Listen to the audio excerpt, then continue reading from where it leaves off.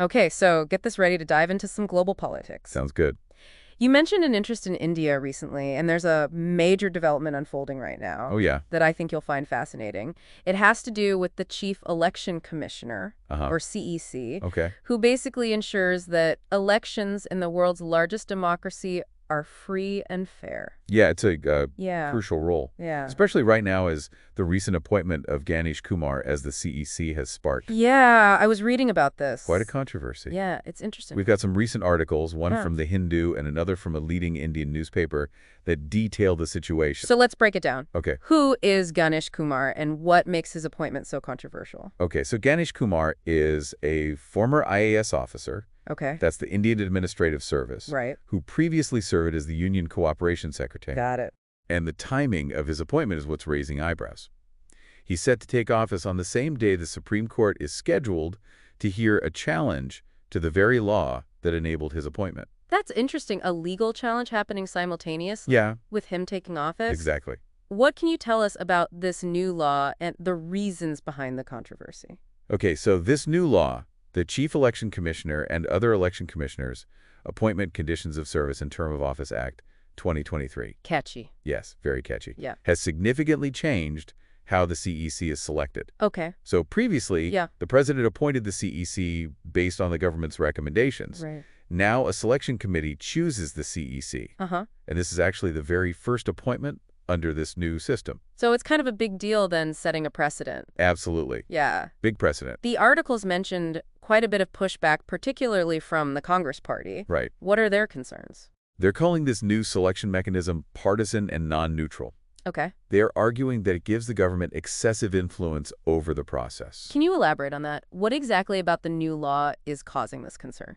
So the main point of contention revolves around the composition of the selection committee. Okay. You see, back in March 2023, the Supreme Court ruled that the selection committee for the CEC should include the Chief Justice of India. Mm-hmm. The idea was to ensure an independent body Right. free from political influence. Yeah, makes sense. However, this new law replaces the Chief Justice with a union minister on the selection panel. I see. So the Congress Party is concerned that removing the Chief Justice Yes. from the equation gives the government too much control over choosing the CEC. Exactly. They believe this undermines the checks and balances that are crucial for a fair and impartial CEC.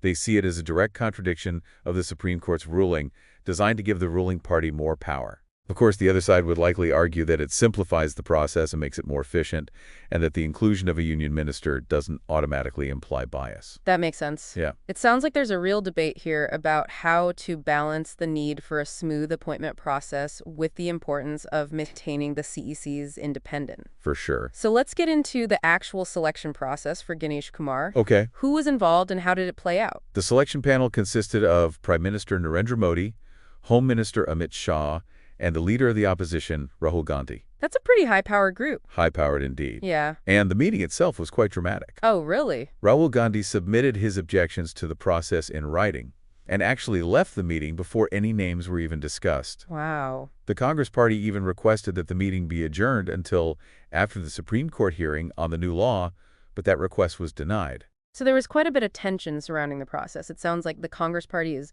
deeply unhappy with the way this is unfolded. Absolutely, their actions and statements clearly indicate their disapproval of both the new law and the way Kumar was chosen. Yeah.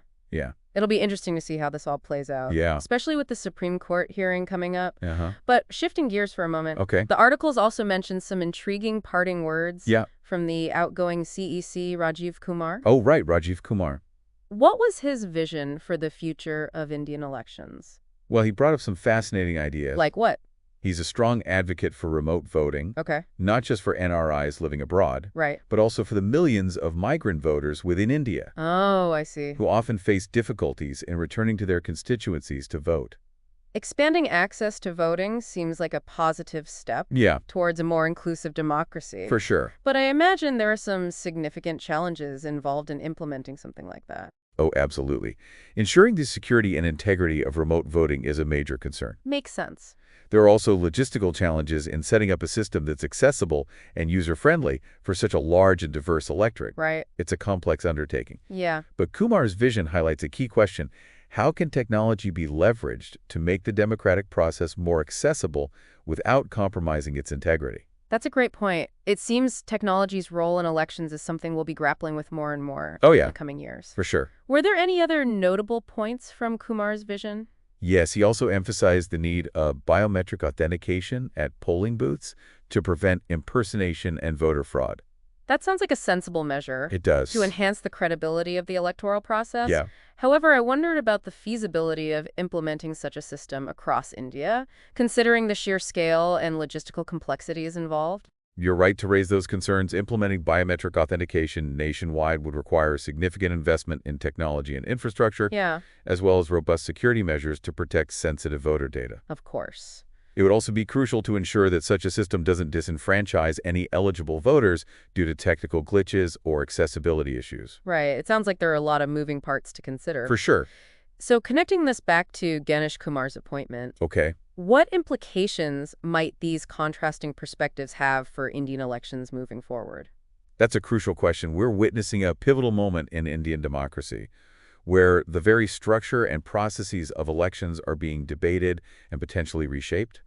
On one hand, you have the Congress Party arguing that the new appointment process threatens the independence of the Election Commission. Right. On the other hand, you have the outgoing CEC pushing for technological advancements to enhance accessibility and security. It feels like these two narratives, the concerns over political influence and the drive for modernization, Oh, are intertwined in a complex way. precisely. And how these narratives play out will depend on various factors, including the Supreme Court's decision on the new law, the actions and priorities of the new CEC, and the ongoing dialogue within Indian society about the kind of electoral system they envision for the future. This really highlights the dynamic nature of democracy. Yes, It's not a static system, but rather an ongoing process that requires constant vigilance and adaptation. absolutely. And this deep dive into the appointment of India's chief election commissioner underscores that point beautifully.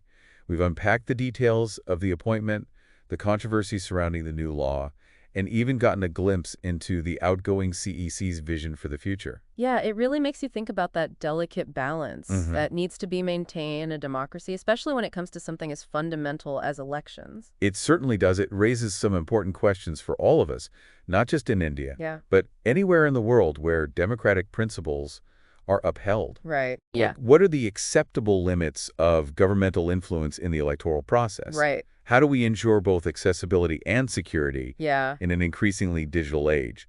These are questions Sure. that demand careful consideration and informed debate. It's a reminder that democracy is not a spectator sport. No, It requires active participation and engagement from citizens who are informed and willing to critically examine the systems that govern their lives. exactly. And that's what makes this deep dive so relevant. Uh-huh. We've explored Yeah. the intricacies of a specific event, the appointment of India's chief election commissioner, Right. but the underlying themes resonate far beyond this particular instance. It's about understanding the ledgers of power, the importance of checks and balances, Right. and the constant need to adapt and evolve our systems to meet the challenges of a changing world. Precisely so. As we wrap up this exploration, I'd like to turn the focus back to you. Okay? Now that you've delved into this complex issue, what are your thoughts?